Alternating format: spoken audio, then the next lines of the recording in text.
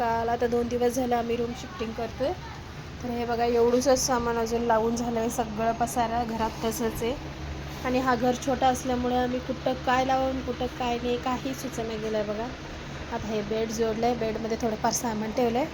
हे सगळं नीट ठेवायचं आहे. इथं ट्रेजरी नीट लावते आहे. सगळं सामान वगैरे बॅगा वगैरे रिकामं करते आहे. किचन पण तसंच आहे. काहीच केलं नाही. सकाळी नाश्त्याला फक्त पोहे केलं होतं.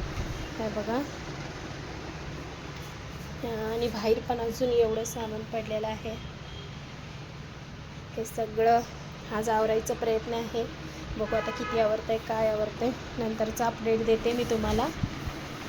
बघा इथं मला या ठिकाणी बघा थोडंसं इथं मांडणी कुठं लावायचं आणि देवघर कुठं लावायचं हेच कळना झालं आहे मला.